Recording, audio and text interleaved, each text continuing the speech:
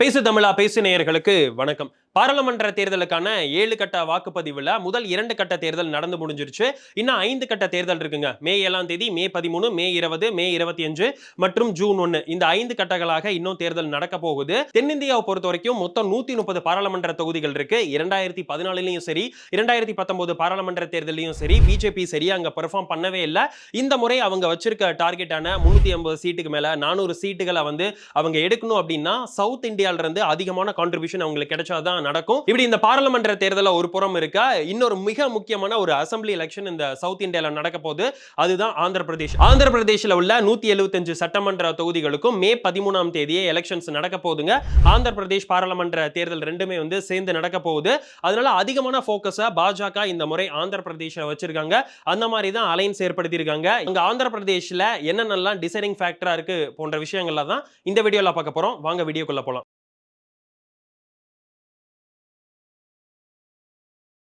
நான் முன்னாடியே சொன்ன மாதிரி ஆந்திர பிரதேஷ்ல உள்ள மொத்தம் உள்ள 175 சட்டமன்ற தொகுதிகளுக்கான தேர்தல் வர மே 13ஆம் தேதி நடக்க போகுது. எப்போ இல்லாத அளவுக்கு ஆந்திர பிரதேஷ் மேல இந்தியா ஃபுல்லாவே ஃபோக்கஸ் பண்றாங்க. அதற்கு காரணம் என்னன்னா, இப்போ ஆந்திர பிரதேஷ்ல நடக்கக்கூடிய தேர்தல் அப்படிங்கிறது ஒரு டூ ஆர் டை பேட்டலா இருக்க போகுது அப்படின்னு பலர் கணிக்கிறாங்க. ஒரு நிறைய ஃபேக்டர்ஸ் ப்ளே ஆக போகுது. ஒரு ரிவெஞ்ச் பாலிடிக்ஸ் இருக்கு, ஃபேமிலி டிராமா இருக்கு. ஒரு தெலுங்கு படம் எப்படி இருக்குமோ அந்த அளவுக்கு மசாலாவா ஒரு ஸ்பைசியா இந்த தேர்தல் இருக்கும் அப்படின்னு எதிர்பார்க்கப்படுது. இது ஒரு டூ ஆர் டை எலெக்ஷனா இருக்க போது.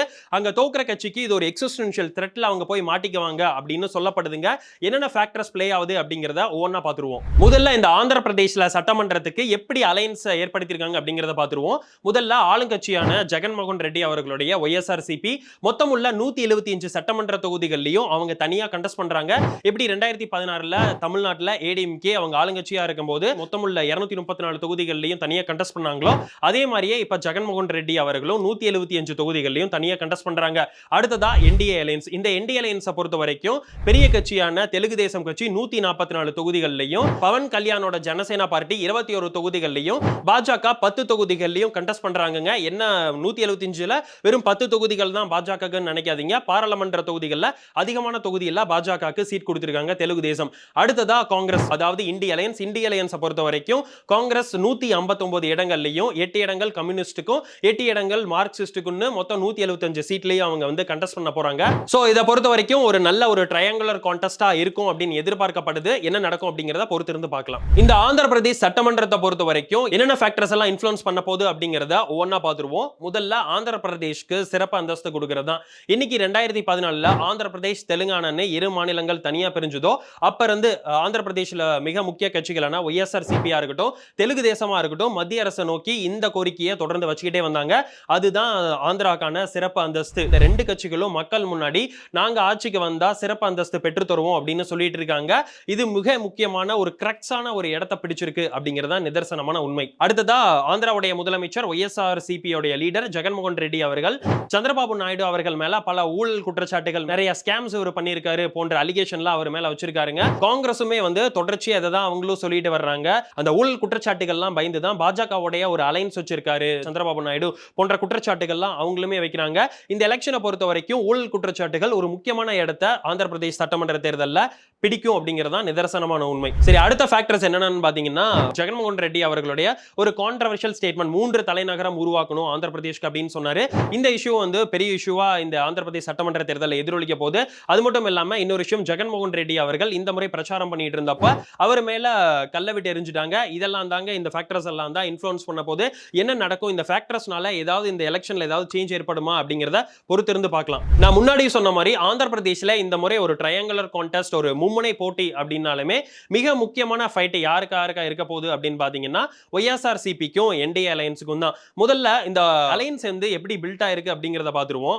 ஏற்கனவே ஜெகன்மோகன் ரெட்டி அவர்கள் 2019 பாராளுமன்ற தேர்தல் சட்டமன்ற தேர்தலில் தனிச்சு நின்றிருந்தாலுமே பிஜேபியோட அணி சேராம எல்லா பிஜேபி கொண்டு வந்த அனைத்து திட்டங்களுக்குமே அவர் ஆதரவு தந்தார் அப்படிங்கறத நம்ம பார்த்தோம். என்டிஏ அலையன்ஸ் பிஜேபி கொண்டு வந்த அனைத்து விதமான பில்ஸுக்குமே தொடர்ச்சி ஆதரவு கொடுத்துட்டு இருந்தார் ஜெகன்மோகன் ரெட்டி அவர்கள்.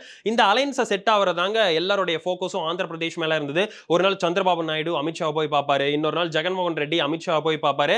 ஆனா கடைசியா பாத்தீங்கன்னா சந்திரபாபு நாயுடு அவர்கள் தான் வந்து டிடிபியும் பிஜேபியும் தான் அலைன்ஸ் ஆயிருக்கு. பிஜேபிக்கு தொடர்ச்சியா ஜெகன்மோகன் ரெட்டி அவர்கள் சப்போர்ட் கொடுத்திருந்தாலுமே பிஜேபி வந்து இப்ப தொடர்ச்சியா ஒய்எஸ்ஆர்சிபிங்கிறது ஒரு குடும்ப கட்சி போன்ற அலிகேஷன்லாம் அவங்க மேல வச்சிட்டு இருக்காங்க. அதனால இது ஒரு மிக முக்கியமான எலெக்ஷன்ஸா ஆந்திர பிரதேஷ்ல பார்க்கப்படுது. ஃபர்ஸ்ட் ஒய்எஸ்ஆர்சிபி உடைய பிக்கஸ்ட் ஸ்ட்ரென்த்ஸ் இந்த எலெக்ஷன்ல என்னவா இருக்க போகுதுன்னா அவங்களுடைய ரூரல் ஓட் பேங்க் தான். எப்ப கட்சி ஸ்டார்ட் பண்ணாங்களோ 2014ல இருந்து அப்ப இருந்து எல்லா எலெக்ஷன்லயுமே தொடர்ந்து ரூரல் ஓட் பேங்க் ஃபுல்லாவே ஜெகன்மோகன் ரெட்டி அவர்கள் கிட்ட தான் இருக்கு. அதற்கு காரணம் என்னன்னா ஜெகன்மோகன் ரெட்டி அவர்களுடைய அப்பா ஒய்எஸ் ராஜசேகர் ரெட்டி அவர்கள் தான். அதற்கு காரணம் என்னன்னா எப்பவுமே தெலுங்கானா இன்னும் அண்டர் டெவலப்டா இருக்கு.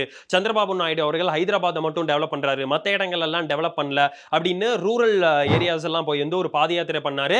அந்த பேஸ் தாங்க ஜெகன்மோகன் ரெட்டி அவர்களுக்கு செட் ஆயிருக்கு. இங்க எப்படி ஏடிஎம்கேக்கு ரூரல் பேஸ்ல ரொம்ப ஸ்ட்ராங்கா இருக்காங்களோ அதே மாதிரி தான் ஒய்எஸ்ஆர்சிபியும் ஆந்திராவை பொறுத்த வரைக்கும் ரூரல் பேஸ்ல ரொம்பவே ஸ்ட்ராங்கா இருக்காங்க. அடுத்ததா ஜெகன்மோகன் ரெட்டி அவர்களுடைய ஸ்ட்ரென்த் என்னவா இருக்க போகுதுன்னா பல புதிய மாவட்டங்களை உருவாக்குனாரு. அந்த 25 பாராளுமன்ற தொகுதிகளை அப்படியே 25 மாவட்டங்களா உருவாக்குனாரு ஒரு டீசென்ட்ரலைசேஷனுக்காக. இதெல்லாம் பெரிய பிளஸ்ஸா ஒய்எஸ் ஜெகன்மோகன் ரெட்டி அவர்களுக்கு இருக்குது. சரி, ஒரு நெகட்டிவா இருக்க போகுது அப்படின்னு பாத்தீங்கன்னா அர்பன் செக்மெண்ட்ல ஒய்எஸ்ஆர்சிபி நிச்சயமாவே கஷ்டப்படுவாங்க. அதற்கு காரணம் என்னன்னா அர்பன் செக்மெண்ட்ஸ் எப்பவுமே டிடிபி சந்திரபாபு நாயுடு அவர்களுக்கு தாங்க வந்து ஒரு ஸ்ட்ராங் ஹோல்டா இருந்திருக்கு.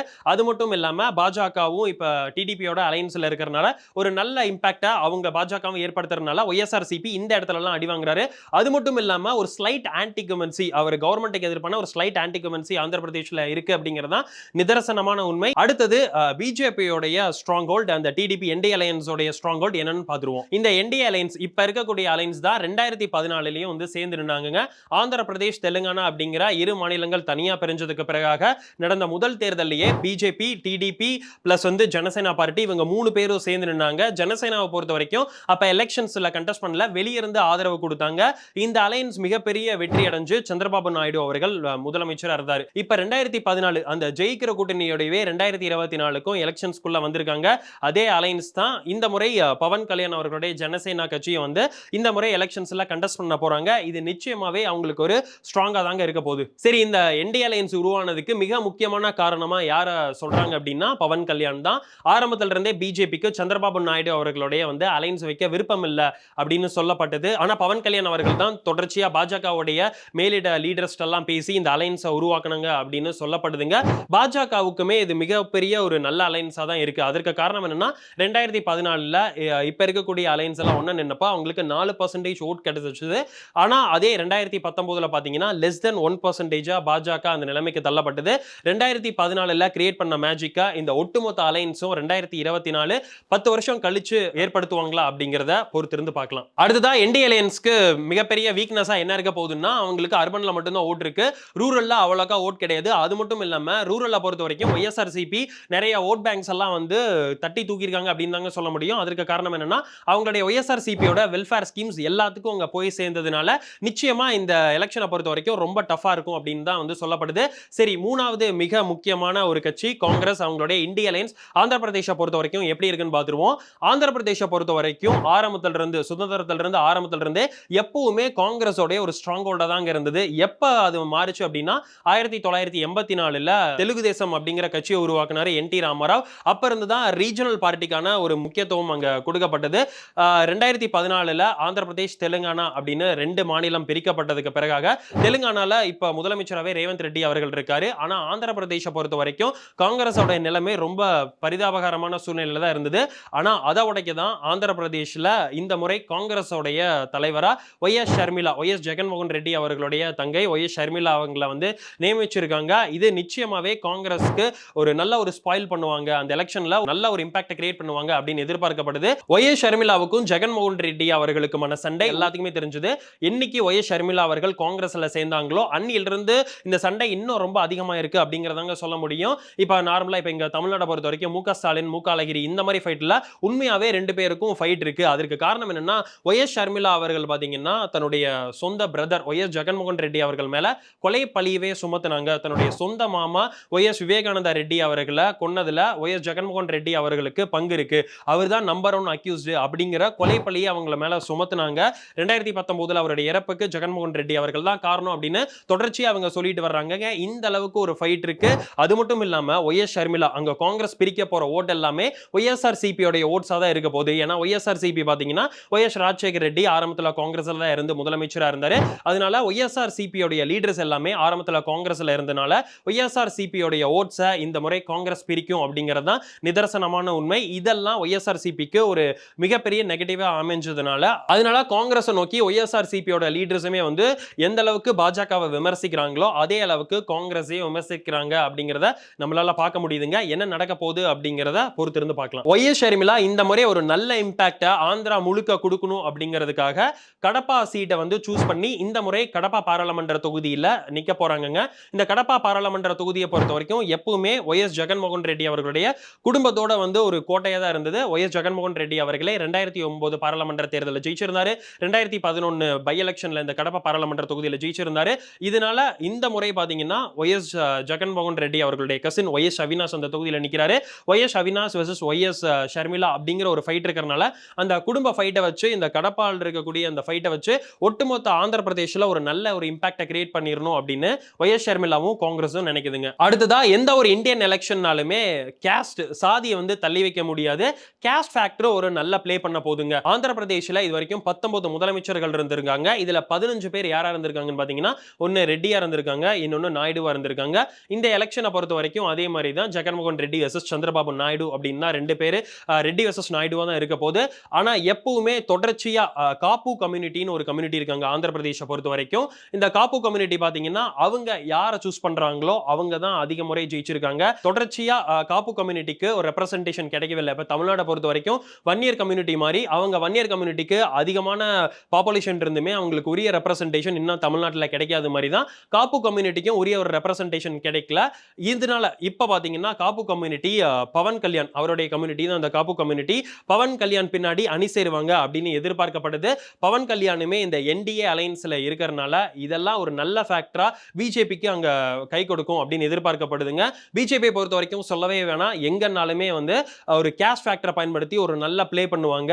இந்த முறையும் ஆந்திர பிரதேஷ்ல அந்த கேஷ் ஃபேக்டர் நம்பி தான் பிஜேபி களமிறங்கி இருக்காங்க. எந்த அளவுக்கு இந்த கேஷ் ஃபேக்டர் அவங்களுக்கு கை கொடுக்கும் அப்படிங்கிறத பொறுத்திருந்து பார்க்கலாம். ஆந்திர பிரதேச பொறுத்த வரைக்கும் எங்கெங்கெல்லாம் பெரிய தலைகள் கண்டெஸ்ட் பண்றாங்க அப்படிங்கிறத பார்த்துருவோம்.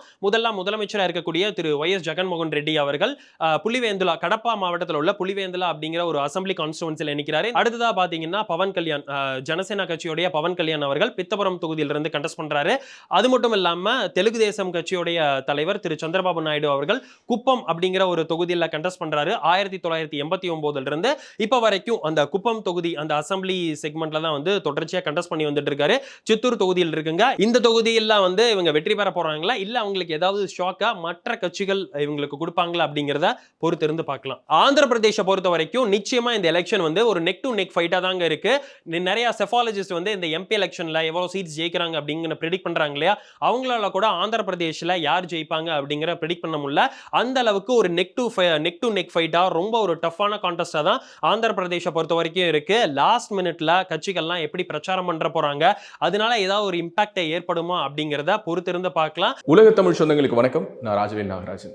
பேசு தமிழா பேசு வலையொலியுடைய வளர்ச்சிக்கு நீங்களும் உறுதுணையா இருக்கணும்னு நினைச்சீங்கன்னா இந்த வீடியோடைய டிஸ்கிரிப்ஷன்ல இருக்கக்கூடிய ரேசர் பே லிங்கை கிளிக் பண்ணுங்க. அந்த லிங்க்ல போயிட்டு உங்களுக்கு விருப்பமான தொகையை பேசு தமிழா பேசுவனுடைய வளர்ச்சிக்கு உங்களுடைய பங்களிப்பாக நீங்க கொடுக்கலாம். நன்றி, வணக்கம்.